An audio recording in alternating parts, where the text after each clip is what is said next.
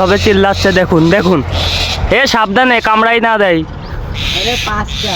পাঁচটা আইসো দেখি, ওই দেখো সবগুলো চলে আসছে। ওরে মাশাল্লাহ মাশাল্লাহ, দেখুন বাচ্চা সাইজগুলো দেখুন।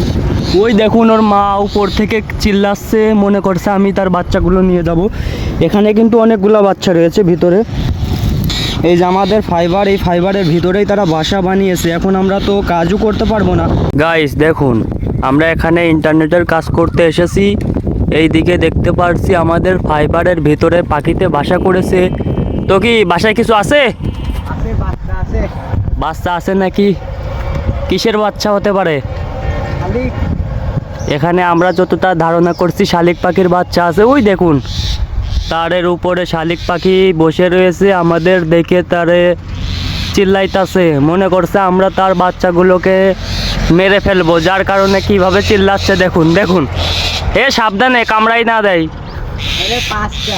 পাঁচটা আইসো দেখি, ওই দেখো সবগুলো চলে আসছে। সবগুলো আমারে আক্রমণ করার জন্য দেখুন চলে আসছে, মনে করছে আমরা তাদের বাচ্চাকে নষ্ট করে ফেলছি। এ ধরার দরকার নেই, ওই দেখো ভালোই বড় হয়ে গেছে। নিচেই নামো, আমি দেখি। রেখে দাও রেখে দাও। এই কামড়াইলো।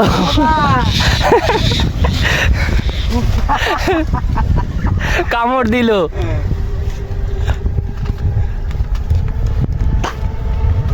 দাঁড়ান গাইস, আমি এখন উঠে আপনাদেরকে দেখাচ্ছি কয়টা বাচ্চা রয়েছে। দেখুন আমরা এই যে মইটি করে উঠতেছি, এটা খুবই রিস্কের কাজ, তারপরেও আমরা উঠতেছি। ওই দিকে দেখুন আমাদের রাজু ভাই পরের গাছের আম কিভাবে পেরে খেতে হয় সেটা দেখাচ্ছে। তো রাজু ভাই আম কি পেয়েছেন?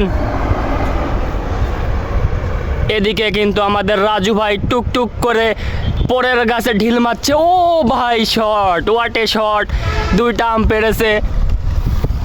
তো যাই হোক গাইস, অনেক কেজি করেছি। দেখুন বাসাটা, ওরে মাশাল্লাহ মাশাল্লাহ, দেখুন বাচ্চা সাইজগুলো দেখুন।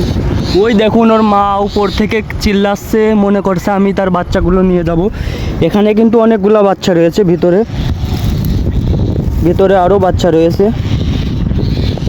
তো দেখতে পাচ্ছেন শালিকের বাচ্চাগুলো কিন্তু অনেক বড় হয়ে গিয়েছে। এগুলো আমাদের দেশীয় পাখি। এই যে আমাদের ফাইবার, এই ফাইবারের ভিতরেই তারা বাসা বানিয়েছে। এখন আমরা তো কাজও করতে পারবো না, যেহেতু বাচ্চা রয়েছে সেহেতু আমরা কোনো ক্ষতি করব না এদেরকে।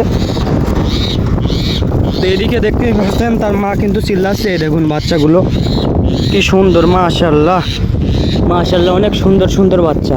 তো যাই হোক, বাচ্চাগুলো আমরা বাসার ভিতরে সুন্দরভাবে রেখে দিই।